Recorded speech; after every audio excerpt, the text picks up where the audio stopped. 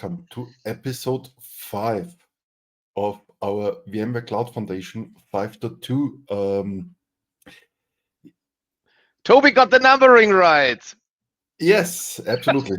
And Sorry. with me, as always, Reinhard. Reinhard, how are you?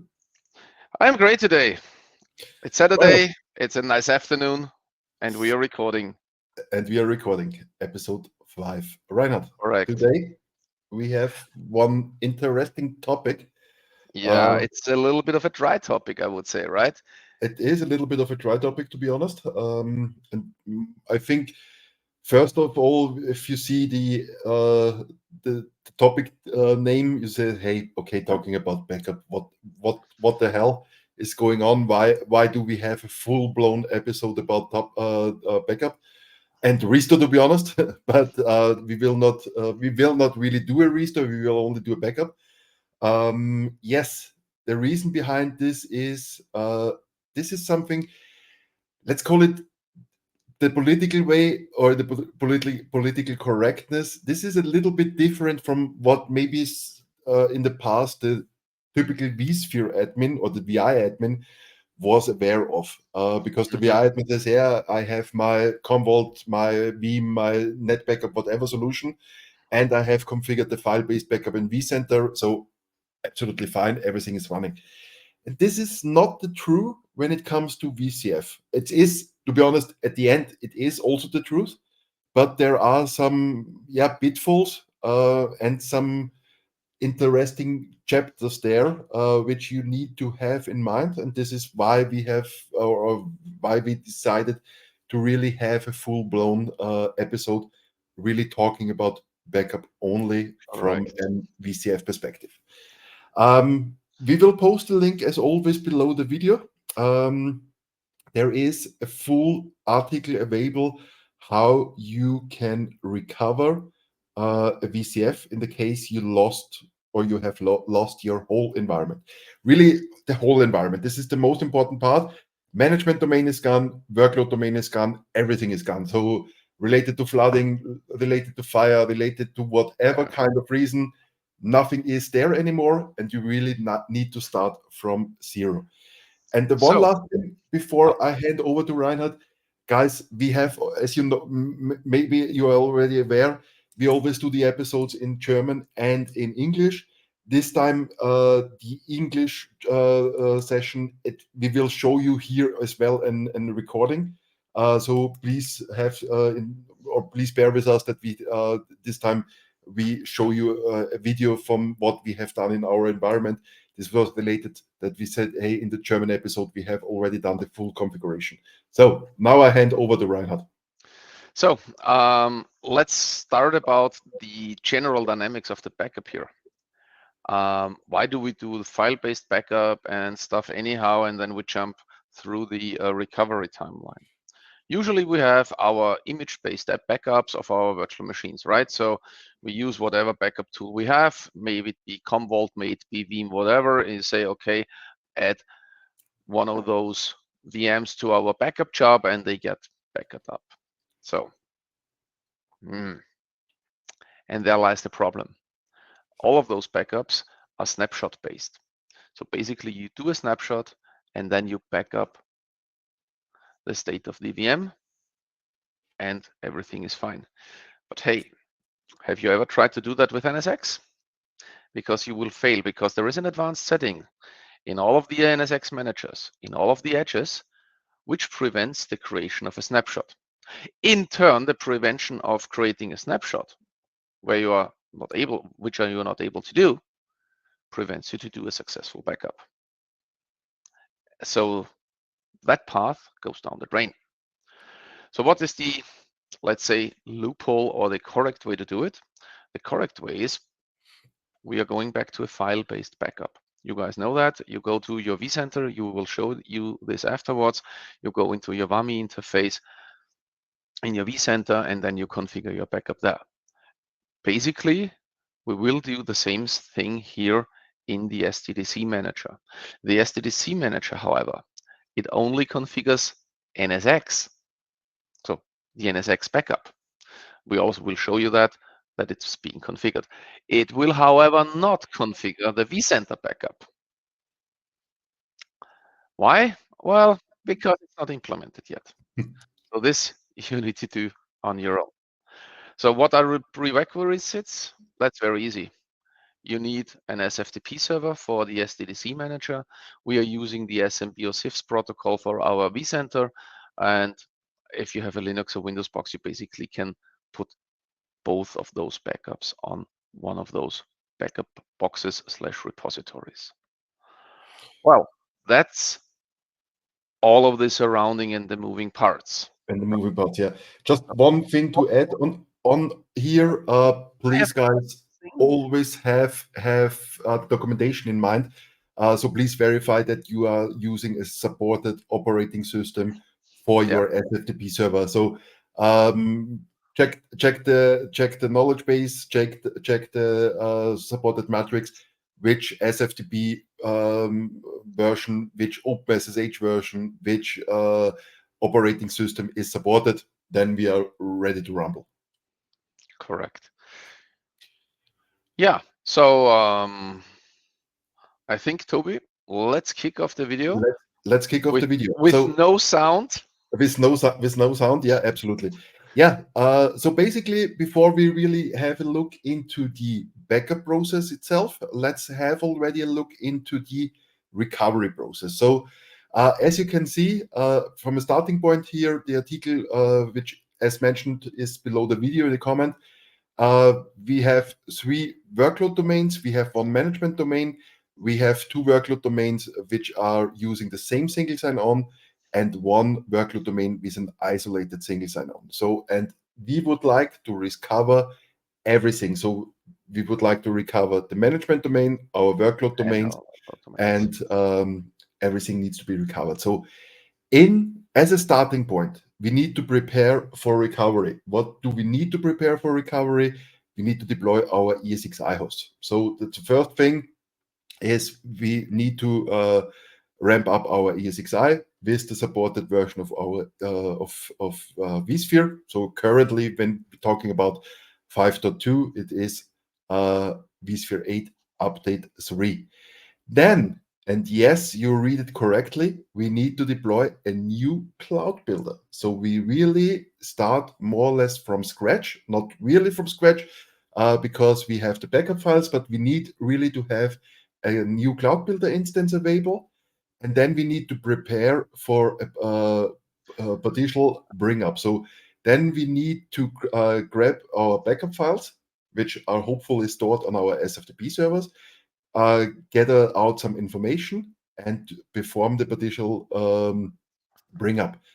Moving on from the potential bring up, we deploy then our vCenter, we deploy our NSX manager, and as always at the last topic, we deploy our SDDC manager. Yes, this time it is manually because we had already an existing environment, so we cannot do it fully automatically. So after we have deployed the components, we recover the configuration files, we recover everything on our SDDC manager. Then our management domain is now alive again. Then we can clean up our management domain, and then we can start over deploying our workload domain. So also from a workload domain perspective, we need to restore the vCenter, we need to restore the NSX manager, and then restore everything from the SDDC manager perspective. And to be brutally honest, this is nothing which is really there out of the box. So mostly of the stuff is that you really work on the command line, either the command line of your SDDC manager, or some of the tasks are available already as PowerShell scripts. But this is nothing which is clearly done in an user interface-based manner. So, but yeah, let's see what the future is bringing. Hopefully, this is something where we also get a UI-based tool. To be honest, the article itself always refers to an UI procedure. Yeah, the UI procedures from time to time something. Hey, go on the command line of or go on the SSH session of your SDDC manager and do that and do that and do that. So yeah. I sometimes think the UI stands not for user interface; it's user intervention. User intervention, yeah. Yeah, but honestly, guys, when you do a restore process, there are always some pitfalls. Test that stuff. Get familiar with that stuff. And Toby said, yes, our whole data center is gone. Please keep somewhere copies of your backup files, because if your backup box is in your same data center and it also burns down, you can't do the partial recovery. You can't do any recovery at the end of the day, because your backup files, they went up into flames. So the 3-2-1, 3-2-1-1-1 rule, whatever the current version of that is, keep copies of your backup offsite. One. Yes, What? How? What? Yeah. I would call it a very distributed backup. A very distributed backup. Yeah. No, to be honest, yeah. That's no joke. At least one copy, one actual copy, always must be offline on a second, third, fourth location, wherever, but really out of the data center.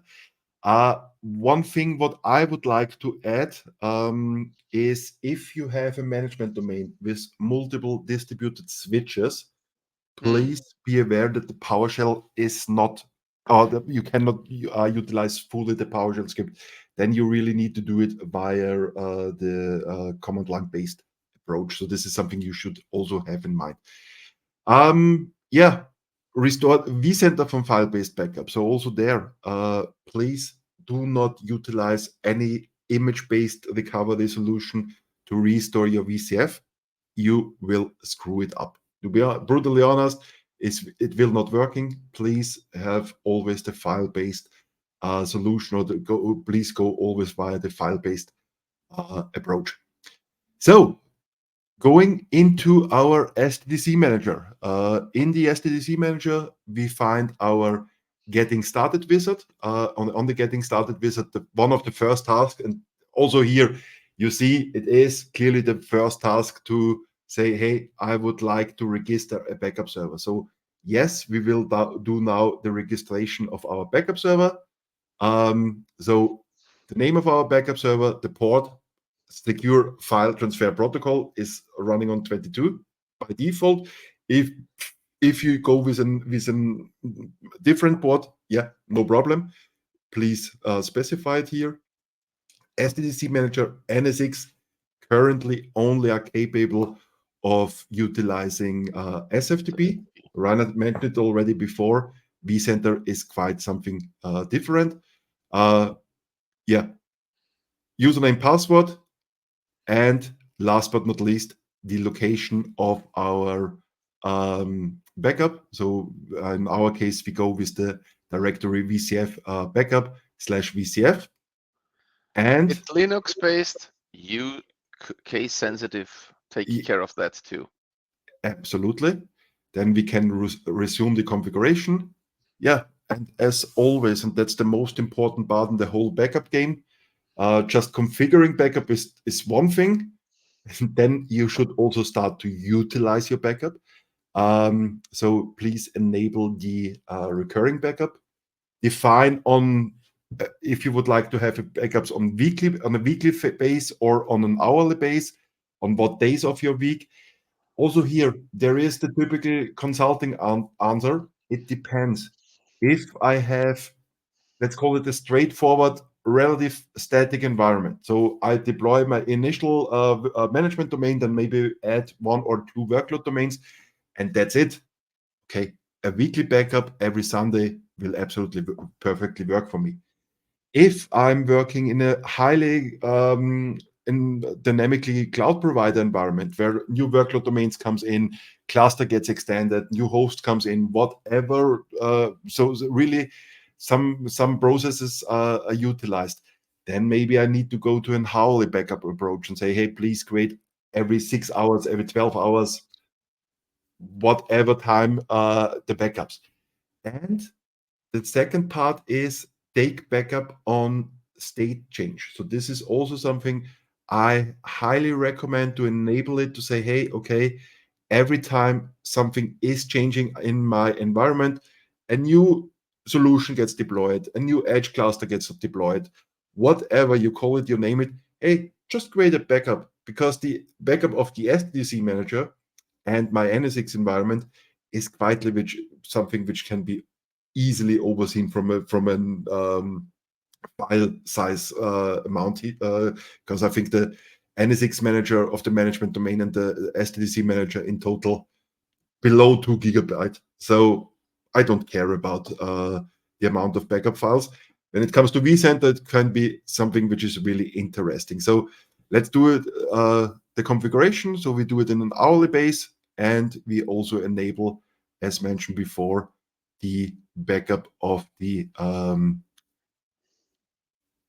at the configuration side. And then we define how many backups we would like to retain.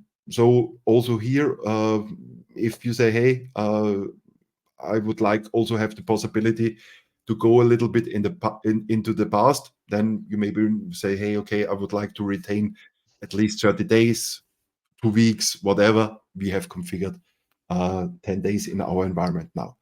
Yeah, and then after the backup is configured, you get the first green check mark in your basic ramp-up process. So you have now successfully registered your backup server and configured the backup, as Reinhard mentioned before, SDDC manager, NSX manager. So let's jump into our vCenter. So after logging on to the VMware console, that's the URL of your vCenter, plus at the end the port 5480. You can log on either as root or as the administrator at vSphere local user with the correct password. Then you, on the left side, you say backup and set it up. Configure. When it's not configured, like you can see it here on the screen on the right top hand side, when you click on it, we fill it out. And here you in the first line, you see already different.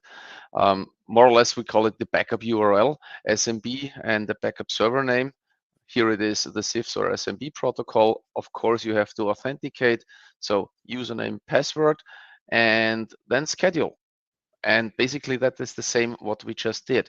You configure a backup schedule. How often, when do you want to run your backup?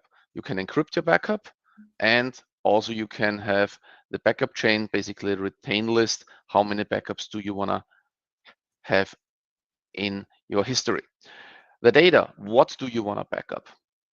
Do you want to only back up the inventory? Do you also want to back up the statistics and the task events, or the supervisor control plane? Depending what you select, well, inventory is not optional, that's a required one, so that's why you can't unselect it. The backup size grows, obviously. Also, depending on the log levels you're going to set in your vCenter and stuff like that. So this could be quite extensive.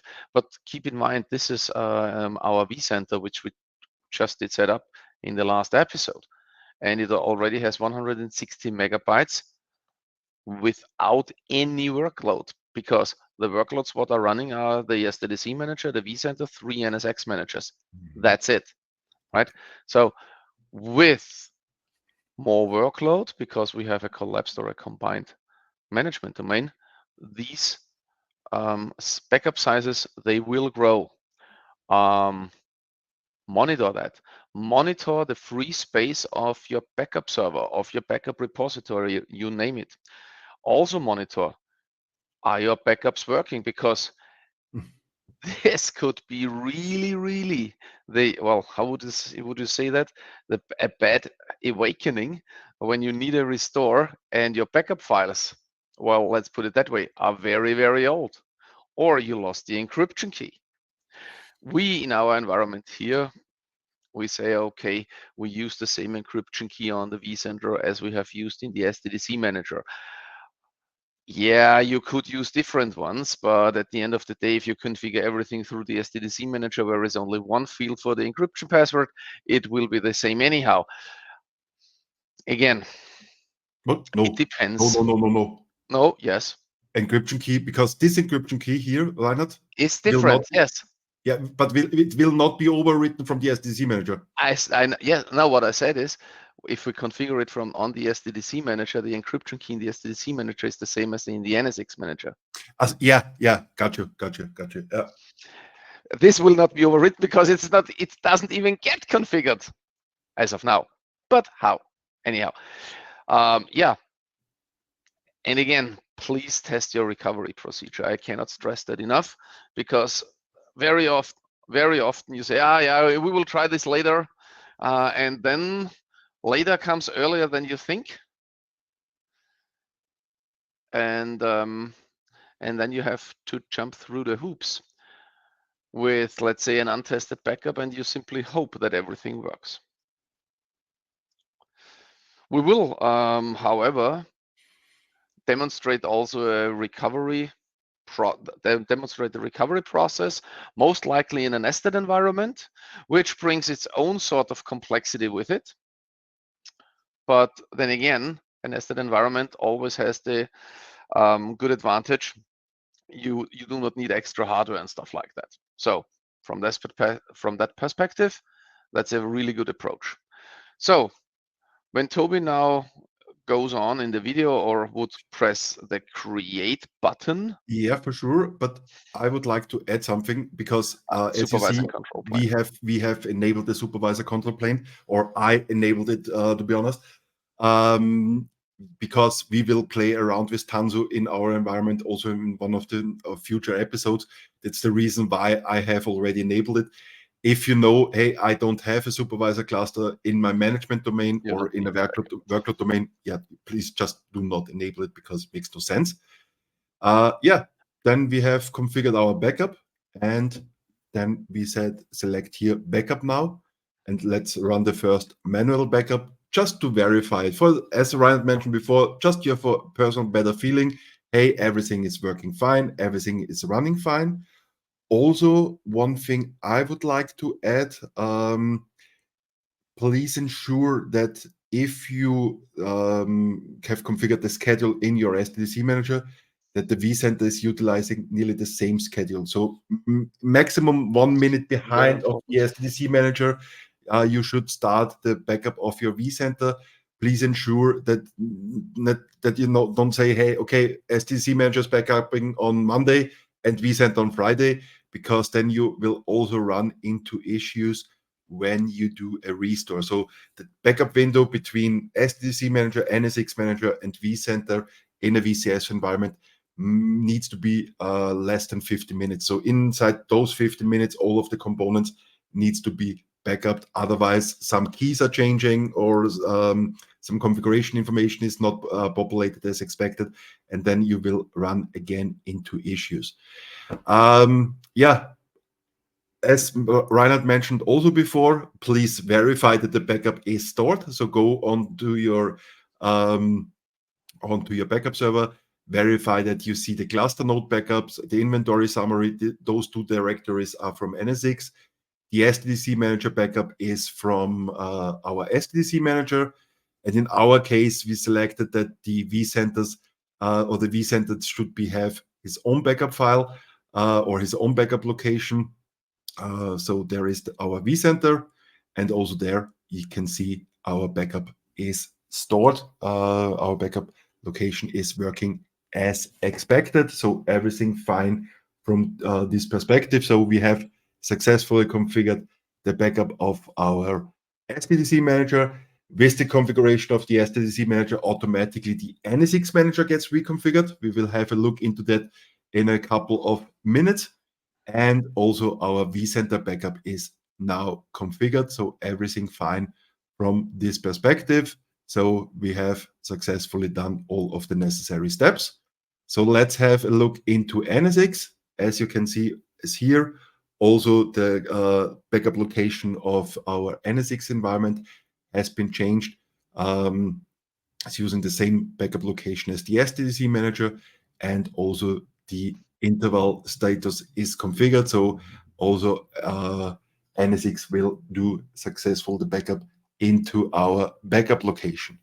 Now, finally, start the monitoring of your backup location and ensure that your backup location is not sitting inside your data center, that the backup location is outside of your data center, or doing file copy afterwards. So also this would be something which is possible to say, hey, okay, I will do afterwards a file copy job to an offsite location, to a tape location, to whatever, to an S3 bucket, or doing Azure storage, whatever, but please ensure that the backup is moved out of your data center.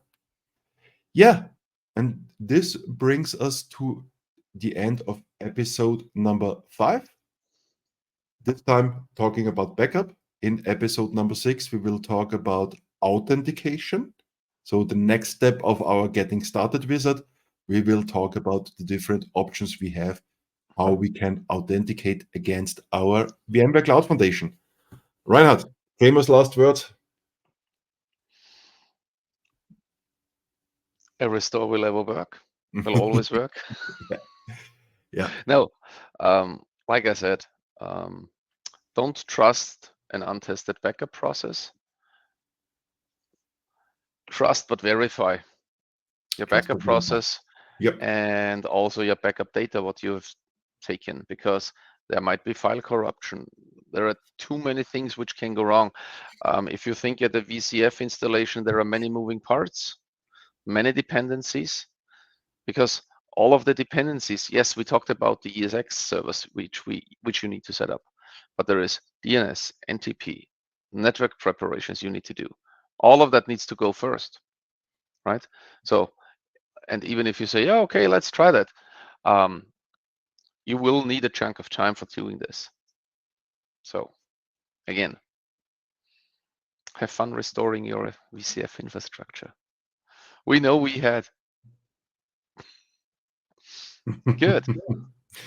Good, guys. Thanks for watching. See you in the next episode. Bye. Bye-bye.